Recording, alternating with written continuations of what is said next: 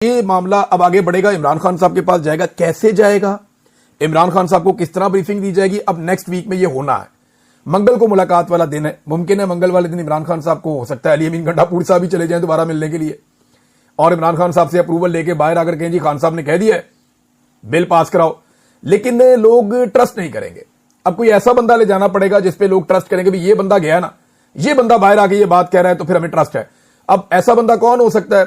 साहबजादा हामिद रजा साहब पे लोग यकीन करते हैं, उमर अयूब साहब पे भी लोग यकीन कर लेते हैं, और कुछ हद तक लोग जो है वो सलमान अकरम राजा साहब पे भी लोग ट्रस्ट करते हैं, वो जो बात करते हैं लोग उस पर यकीन करते हैं। लेकिन अलीमा खान साहब अगर जाएंगी या अल्लामा राजा नासिर अब्बास साहब, ये दो ऐसे लोग हैं कि, या महमूद खान अचकजई साहब, ये इस तरह के लोग हैं कि अगर ये बाहर आकर कह दें कि इमरान खान साहब ने कहा कि बिल जो है उसके ऊपर अब दस्तखत कर दिए जाएं या उसको मंजूर करवाया जाए, तो फिर ये बिल बड़े आराम से मंजूर हो जाएगा। अब देखना यह कि इमरान खान साहब को अंदर मालूमात पहुंचाई क्या जाती हैं और अंदर से अहकाम जो बाहर आते हैं वो क्या होते हैं, और इसके अंदर कोई दो नंबरी की जाती है या ये मामला ठीक तरीके से चलेंगे। फिर ये कहा गया, वजीर आजम और खासतौर पर आर्मी चीफ ने कहा था कि 1 साल के अंदर मईशत ठीक कर देंगे। अब 1.5 साल से ज्यादा हो गया, मईशत भी ठीक नहीं हुई।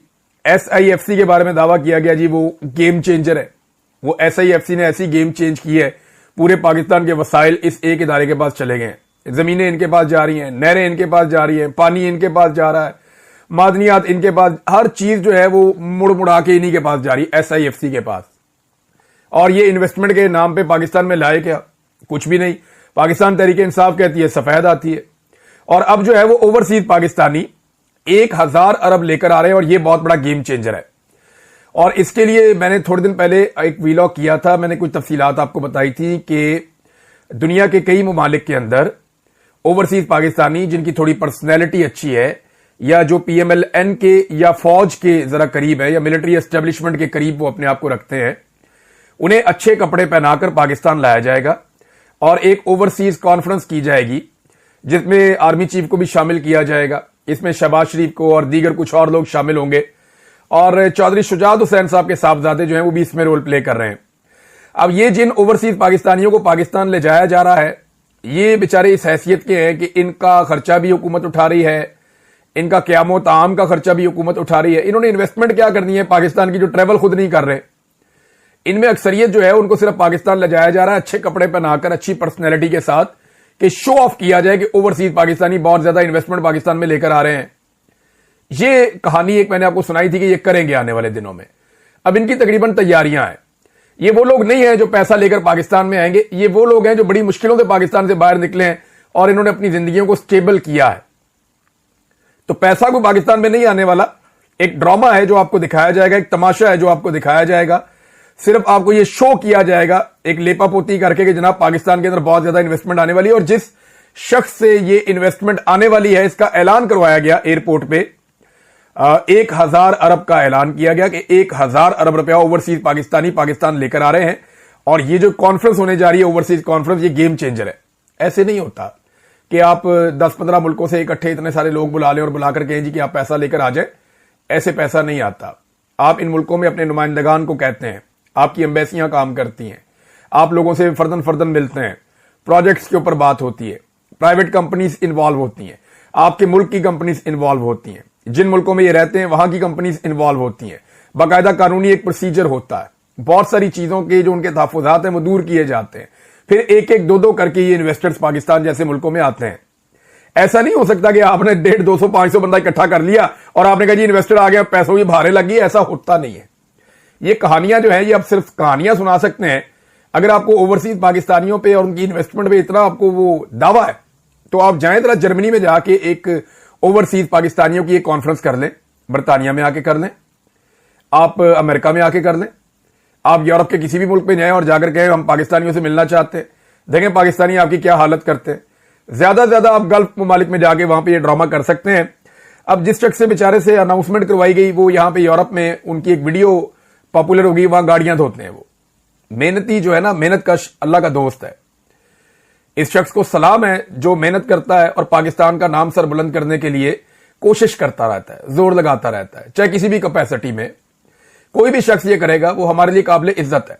जो भी ओवरसीज पाकिस्तानी पाकिस्तान से अपने बीवी बच्चों से अपने खानदान से दूर मेहनत का रिज़्क कमा रहा है वो हमारे लिए बड़ा मुकद्दम है, बड़ा मोहतरम है, लेकिन उस आदमी के साथ आपने ज्यादती की है। उसकी कैपेसिटी नहीं है कि वो पाकिस्तान में 1000 अरब तो क्या 1 अरब रुपया भी लेकर आए। उसकी कैपेसिटी नहीं है ना, उसकी कैपेसिटी से बड़ा काम आपने उसके साथ कर दिया। अब ये वो पाकिस्तानी बेचारे मेहनत मजदूरी करते हैं, आप खर्चा करके इनको पाकिस्तान में तो ले आए हैं, लेकिन इनके साथ आप ज्यादती कर रहे हैं। आप इनकी शक्लें दिखा के बेचेंगे कि जनाब ओवरसीज पाकिस्तानी आपके साथ खड़े हो गए हैं। हालांकि ये सारे मेहनत कश लोग हैं। जो सरमायाकार है वो ऐसे आपके काबू नहीं आएगा। उसके लिए पाकिस्तान की एस्टेब्लिशमेंट को चंद चीजें समझनी पड़ेंगी। एक तो इन्हें यह देखना पड़ेगा कि इनका अपना पैसा पाकिस्तान में है या नहीं है। जो हुकूमत लाके बिठाई है उनका तो सारा पैसा पाकिस्तान से बाहर है, ना उनके बच्चे पाकिस्तान में, ना वो खुद पाकिस्तान में, और ना उनका पैसा पाकिस्तान में है। वो तो सारा कुछ लेकर बाहर भागे हुए पाकिस्तान से और कारोबार की नई जगह ढूंढते फिर रहे हैं। आजकल एक खानदान जो है वो खज्जल हो रहा है बेलारूस में, और वहां से अब बर्तानिया पहुंचा है।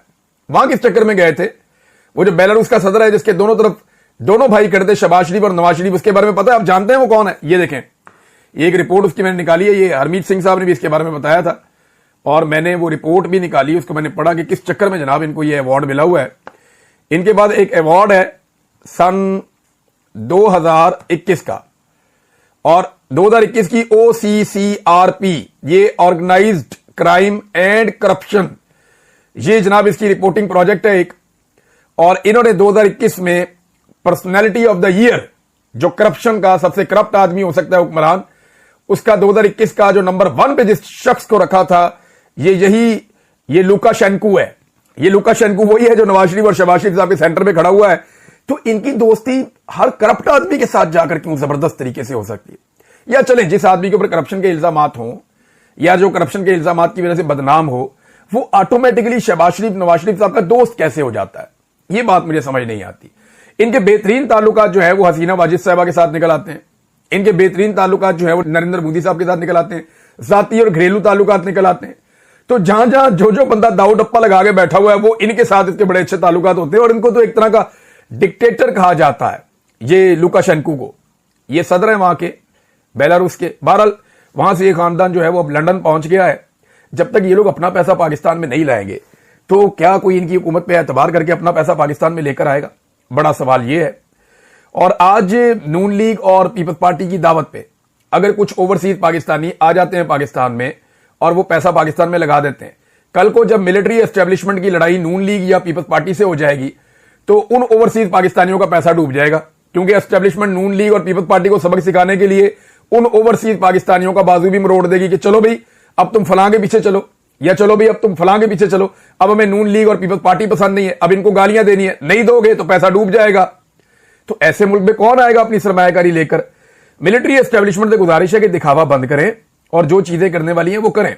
लोग तब पाकिस्तान में आएंगे जब यहां पे मैंडेट का एहतराम होगा, जब यहां पे कानून की हुक्मरानी होगी, जब दहशतगर्दी खत्म हो जाएगी, सियासी और माशी इस्तेहकाम आ जाएगा, जब अदालतों से इंसाफ मिलना शुरू हो जाएगा, जायदादों और कारोबारों के ऊपर कब्जे बंद हो जाएंगे।